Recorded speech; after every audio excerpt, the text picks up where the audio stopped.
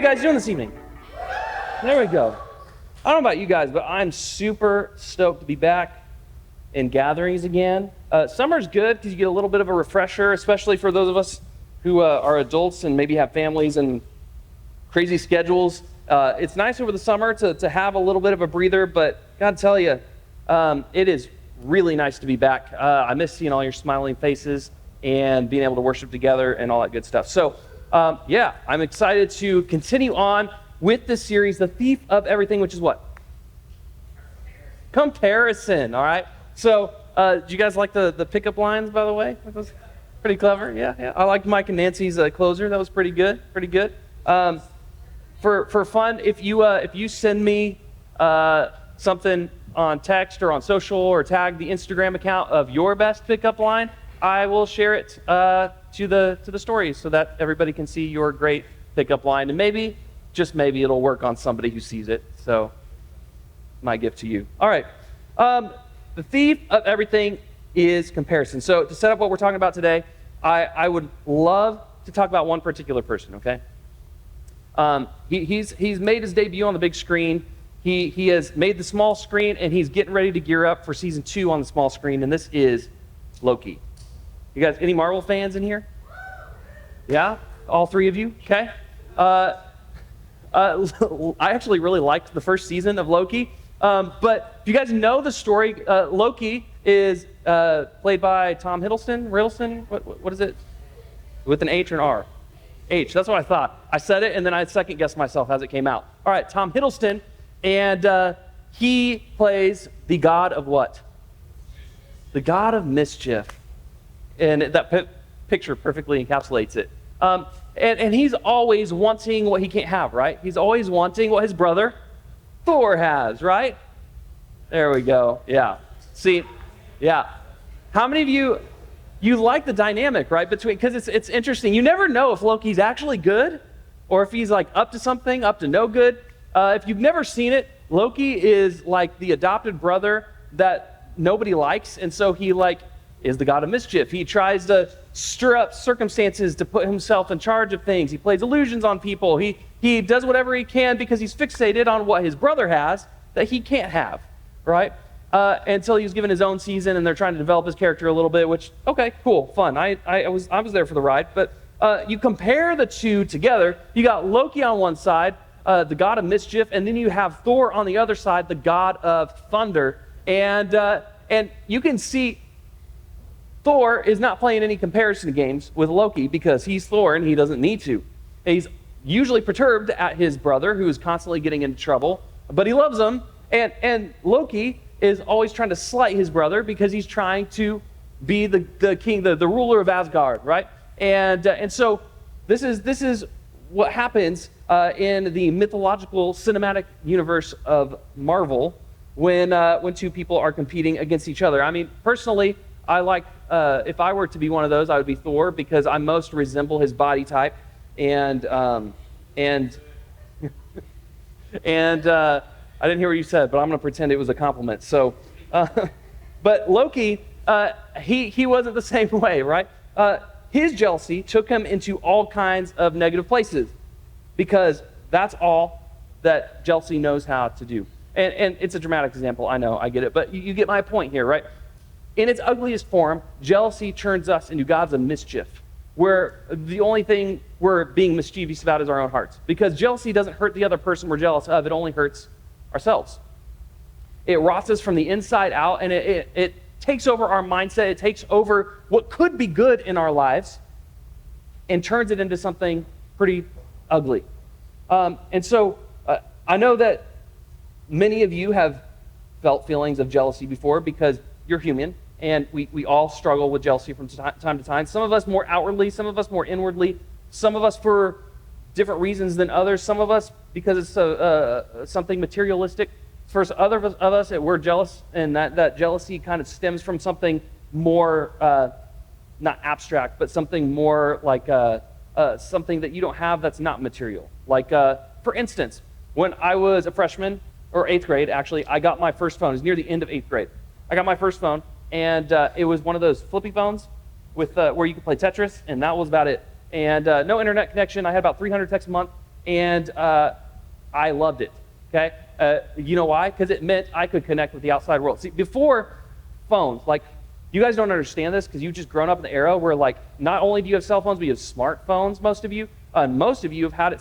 How was the earliest that you guys got a phone? Raise your hand if you got your phone, like, 6th grade or younger. Okay? 7th grade and younger. Okay? So at least half of you. When I was your age, like, it was different. If I wanted to hang out with Kyle, who was my best friend growing up, I had to get on the landline at our house, I had to know the number, I had to dial his house number, and his mom or dad would usually pick up, and then I'd say, hey, is Kyle there? They'd say, yeah, here, Kyle, and then I'd have to wait for him to, like, come to the phone, and then be like, hey, you want to go see a movie this weekend? You want to hang out? Sure, let me ask my mom. I have to wait, yeah, mom, blah, blah, blah, which I could have just asked her because she was just on the phone, but that's not how he did it. And then he'd come back and be like, yeah, she said I can, or okay, great, yay. That's how we would communicate. It was a long, painstaking process, right? Until I was 7th, 8th grade, and all my friends started getting phones, right? Some of you, you're going to relate to this because your parents didn't get you phones until after all your friends got phones, and so you can relate with me in this story. But what I was jealous of was not only the material thing of not having a phone, but the social thing of being outside the loop whenever I'd get to school and my friends had been texting, and I had no idea what the joke was. I was out of the loop. It was terrible. I hated the feeling, both from a materialistic standpoint and from a social standpoint. I felt behind. I felt out of the loop, felt like I wasn't cool. And I remember vividly just wanting nothing more than being able to wake up on Saturday morning and use one of my 300 texts to text a friend and, like, have communication with the outside world outside of my house, right? And looking at it now, it's like, wow, that was very simple. Now, like, if we want a phone, we want access to, like, all the things. We want YouTube, we want video games, we want access to the internet, we want whatever social media that we fancy. And there's so many things that you can do with phones. It's a camera. Back then it was just, it had a camera, but it didn't really count. It was kind of like 3 pixels, and then it was just a blur anyway. But you could communicate with the outside world. And I remember looking at a lot of my friends and thinking, well, they have phones because they have more money in their family, and so they can afford it more. And I would feel resentful because I didn't have it, and because everybody else was leaving me out of the conversation because I didn't have it. And so I remember there was a period of time there where I would look at my friends and just be bitter. I'd be angry, right? And as time went on, you do some self-reflection, hopefully. But my problem was not that, my problem was that Kyle in particular, my best friend growing up, he had something that I didn't have, right? And that was access to the outside world, access to friends, access to texting, access to technology, and I didn't have that. And so I felt left out. So my anger really wasn't even towards the person so much it was something that I didn't have. The real problem was my heart, right? Where I fixated on what I didn't have rather than thinking about what I did have. And you've, I know, been there, maybe not in those exact ways. Maybe some of you can relate to that. But you've been to where you see the amount of likes your friend gets on Instagram versus what you get. You've seen the kind of attention that other people in your class get versus what you get. You've seen the amount of friends that your friends have, and you wonder why you don't have that. You've seen the people on your team who are more gifted, more talented than you, and you wonder, why couldn't I have that? I don't have anything, right? And we tend to fixate on what we don't have, and it rots us to our core, right? And most of the time, if the roles were reversed, like if Loki were the god of thunder, he probably wouldn't have been bitter towards Thor because he had all the same abilities, right? But because he didn't, and he was constantly comparing and thinking of himself as less than because of it, even though he thought he was more than, but he thought he was more worthy, we play this game all the times in our minds. Sometimes we realize we're doing it, and we maybe realize it's not the healthiest thing, but I mean, we don't know how to stop it. Other times, we don't even realize the subconscious game we're playing inside of our mind. We're isolating ourselves from our relationships because of the feelings that we have, what's going on in our own hearts because of jealousy. It's such a sneaky way that it latches on, and you can try to be okay with people, but deep down, you're not when jealousy is in control. So it steals not only, because this is why comparison is the thief of everything. It steals your peace of mind. It steals your ability to see with a healthy perspective, and it distorts the way you see your relationships, and it ultimately steals your ability to live your own life, because you live vicariously through the people who have what you don't. And so it steals your own ability to just live your own life to the full. It's a terrible place to be. So the question is, how do we overcome this? How do we overcome jealousy when it takes root in our lives and in our walk and our faith and in our friendships and in our whatever it is? How do we overcome the natural feeling of jealousy with something more positive, with something that doesn't rot us to the core? And so the reality is you probably know this is a human thing that people have been dealing with since the dawn of time. And it's not unique to just high schoolers. It's not unique to teenagers. It's not unique to America. It is a common tale. We see it in our movies. We see it in TV shows. We see it in books. We see it in songs. We see it in the Bible. And you go back and you see how this has plagued mankind for a long time. So where I want us really to focus today in Scripture is in the Old Testament, and it's in the book of 1 Samuel. Now, you guys remember David from David and Goliath, right? Little shrimpy guy, shepherd out in the field, and then comes, and then like the Philistine, who's like 10 feet tall, is making fun of everybody and making fun of the God of Israel. And David's like, hey, don't do that. And he takes a stone. He's like, I have faith in God, and then kills him dead, right? And David and Goliath, yay. And so then what happens is David, after that incident, begins to receive praise from everybody, obviously, because he's this kid who suddenly made a name for himself by putting his faith in God and taking out one of their greatest enemies. Okay? And right before this happened, the prophet Samuel came to David's house and anointed him to be the next king. So David's already received this, and he knows at some point in the future he's going to be king, but he was loyal to the current king, who was Saul. And Saul obviously liked David at first because David made Saul look good. Suddenly, David was commanding his army, and he was taking out the Philistines, and he was taking over Goliath. He was inspiring the troops, and so his credit was actually Saul's credit. And so it was a good thing. In fact, let's jump in right here. Whatever mission, this is chapter 18, verse 5. Whatever mission Saul sent him on, David was so successful that Saul gave him a high rank in the army, and this pleased all the troops and Saul's officers as well, right? If David wins, I win. This is a good thing. We're conquering our enemies. David's making me look good. I like this. Until, here comes the twist. Very next verse. When the men were returning home after David had killed the Philistine, the women came out from all the towns of Israel to meet King Saul with singing and dancing and with joyful songs and with timbrels and lyres. And so this is all good, right? Yeah, yay, everybody's cheering.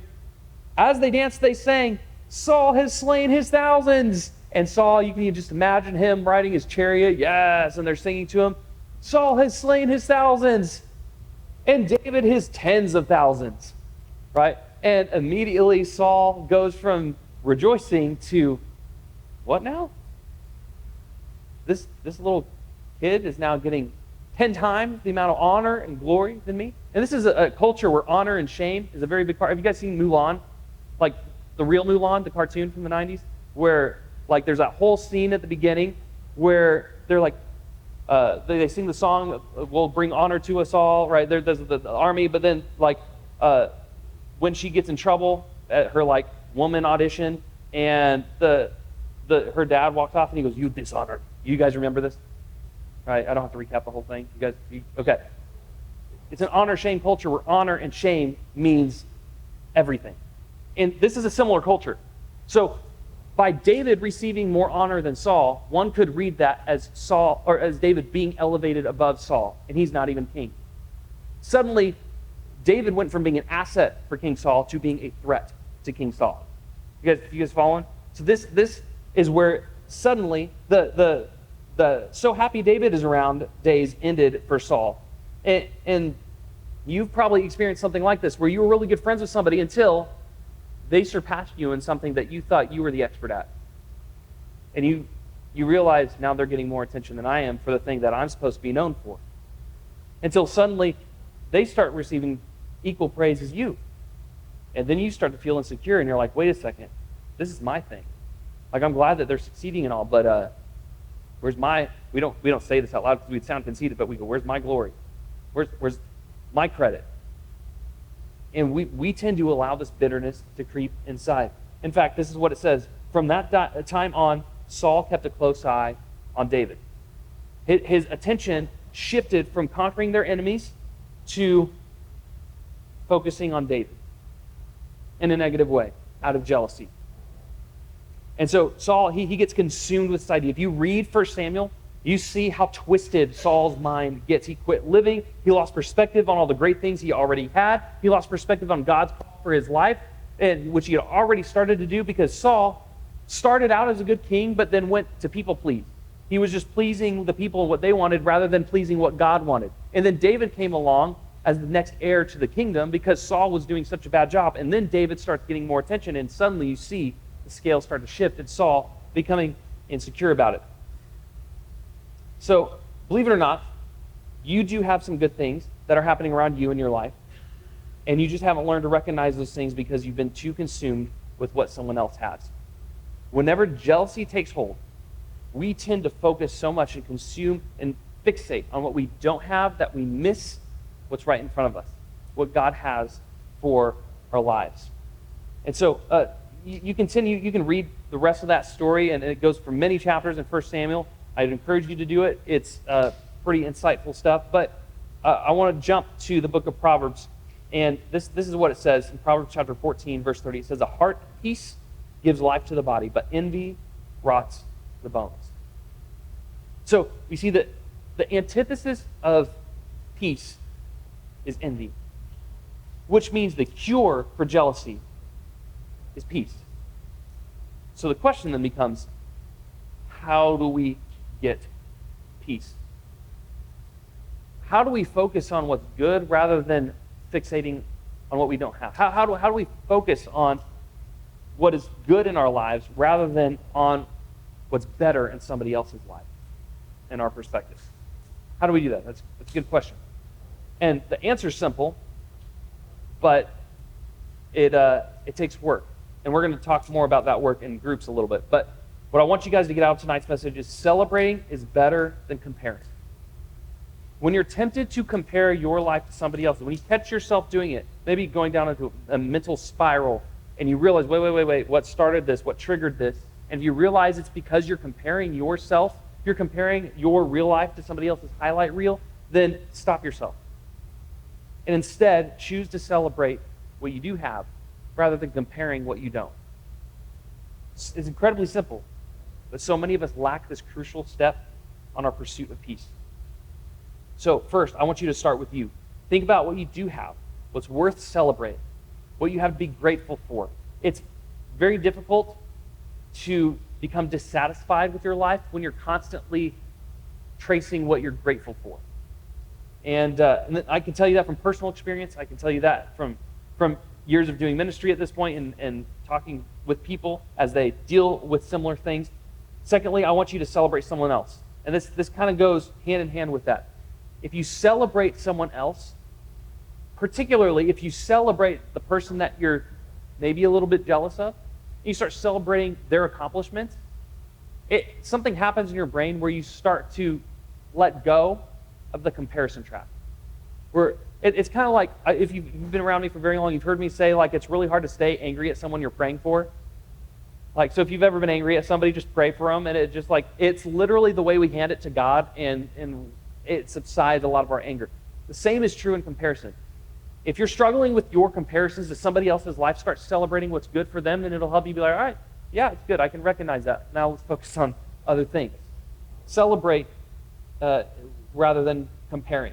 So here's a simple way to think about it. Imagine there are three categories, right? There's you, and I want you to think of things that you can celebrate and be grateful for your own life. Things like hey, I love the student ministry. I love being around all of you guys. I love the home I get to live in. I feel blessed to have the house that we have. I have tons of music that I like to listen to. I have Taco Bell and Panera Sip Club, which is new and is revolutionizing my life right now because I'm on endless amounts of caffeine, which is probably really not healthy for me, but it is what it is, and I'm really excited about it right now. Those of you who are eating with me at dinner heard all about it, and I'm super excited. But I have a lot to be thankful for, right? You get the idea. So be creative, stretch your brain, come up with stuff. The second bucket I want you to imagine here is people.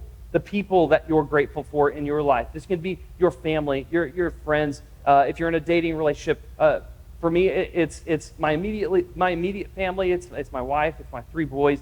It's my parents. It's my wife's parents. We're all a lot. I have a lot to be thankful for just in each other's company. And maybe for you, you've got more people that you can think of that's coming to your mind right now. But think and celebrate the people that you have in your life. So first, you're celebrating what you have. Then you're celebrating people. And then I want you to do the hardest one, which is celebrate the people that you want to see differently than you currently do. Meaning the people that you are tempted to be jealous of, the people that you can't stand to be around. Actively celebrate them. Wow, their Instagram posts are great. Wow, he's so funny, right? Oh, wow, she is a great singer. Wow, he's got a great sense of humor. He's so nice to everybody, right? Start celebrating the people that you tend to have negative thoughts about because of your unhealthy comparison. If you do those things, you deposit celebrating and in gratefulness for the things that you have, for the people in your life, and then you start celebrating in your mind the people that you often struggle to compare yourself with. It's going to change your mindset. It's going to give you more peace because you're going to be less focused on what you don't have, and instead you're choosing to fixate your attention on what you are grateful for. Does that make sense? It's incredibly simple. But it takes work and it takes practice and doing it over and over again to retrain your mind and give it up to God. So that would be my practical encouragement for you guys this next week, because celebrating truly is better than comparing. So as you guys wrap up in your small groups, I want you to think about this. Who is one person that I can choose to celebrate this week? I want you to go and say something encouraging to them. I don't want it to be just something that you think of. I want it to be something that you act on. Who is one person I can choose to celebrate this week?